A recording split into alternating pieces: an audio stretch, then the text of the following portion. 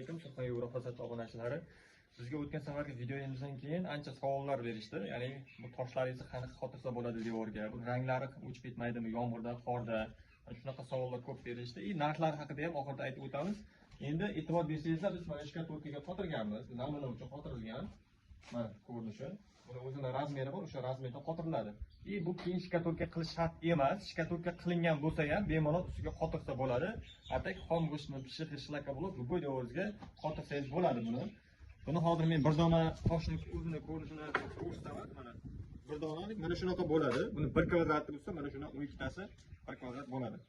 E'tibor bersangiz, mana ikkita tomoniga tunuka qo'yib ketilgan. Bu tunuka bejiga qo'yilmagan. Mana orqa tarafida mana shunaqa qo'yilgan bo'ladi. Bu именно mana shu rekaga qotirish uchun qo'yilgan bo'ladi. Buni 2,5lik yo 3lik samaringiz bilan qotirsa bo'ladi. Keyin yana beriladigan menga savollardan bittasi bu, mana bu hozir sariq rang bo'lsa, yomg'irda rangi o'zgarib ketmaydimi? Suv tegsa, nam tegsa rangi o'zgarmaydimi degan savollarni berishyapti. Yo'q, rangi o'zgarmaydi. Sababi buni tarkibi beton bo'ladi. Ya'ni o'sha oldin aytib o'tganimda eron sementidan quyilgan bo'ladi. Tarkibi beton bo'ladi. O'shaning evaziga buni rangi o'zgarib ketmaydi. Ya'ni bu ichidan misol sariq rang bo'ladi-da, hozir buni mana ko'rishingiz mumkin. Mana sariq rangi mana shunaqa ichidan bo'ladi. Mana shunaqa bo'ladi.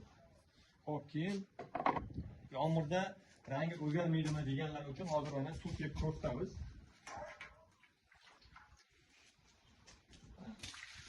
Mana bu oq rangi bo'lsa, mana bu qora rangi ham mana rangi turadi.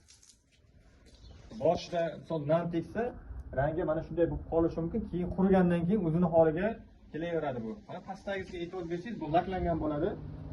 Mana shunaqa ko'rinishda bo'ladi mana. Keyin e'tibor bersangiz, mana bu sokol uchun qotirib qo'yganmiz. BSK sokol deydi buni. Bu hozir laklangan varianti. Mana sokolga shunday qotirsangiz, laklangan bo'ladi. Laklanmagan bo'lsa ham mana shunaqa ko'rinishda bo'ladi. Bu ham samomoshye bo'ladi. Misol uchun endi qotirib qo'ysangiz, chang bo'ladi, boshqa narsa bo'ladi. Tosh har xil chang bo'lgandan keyin karsiz bilan yuvsangiz bo'ladi. Toshni bemalol uyda zerikkan paytda buni yuvib tursa bo'ladi. Mana o'sha qo'shni boshladi. Ko'rinayotgan bo'lsa videoda. Agar buni laklayman desangiz, laklasangiz ham bo'ladi. Laklagandan keyin mana shunaqa ko'rinishda bo'ladi. Ya'ni suv sepilsa, shunaqa qanday rang bo'ldi, laklangandan keyin xuddi shunaqa narsada bo'ladi. O'sha eng qiziq joyga keldik. Buni narxlari necha puldan deyishingiz mumkin. Xo'p, buni kvadratiga hisoblanadi. Misol uchun 1 kvadrati mana shu oq rangniki 90 ming so'm bo'ladi. Sariqniki bo'lsa 85 ming so'm bo'ladi 1 kvadratiga. Mana bu so'qilniki bo'lsa 70 ming so'm bo'ladi 1 kvadrati. Rangiga qarab, quyilish jarayoniga qarab rang o'zgarib ketaveradi. Misol uchun bu yoqda ham toshlarimiz bor. Mana bu rangi koreshneviy rang deydi.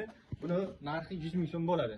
Misol uchun bu qimmat erondan oq sement bilan qilinganligi uchun o'sha narxi qimmatroq bo'ladi. Bu ham shunaqa bo'ladi. Keyin mana bularimiz 90 ming so'mdan bo'ladi. Mana bular 85 ming so'm sarig'i. Xo'p, shunaqa ketaveradi narxlari. Agar o'zingiz usta bo'lsangiz, o'zingizdan bemalol qotirib olsangiz bo'ladi yokida o'zimiz usta xizmatimiz bor, lekin uni puli alohida bo'ladi.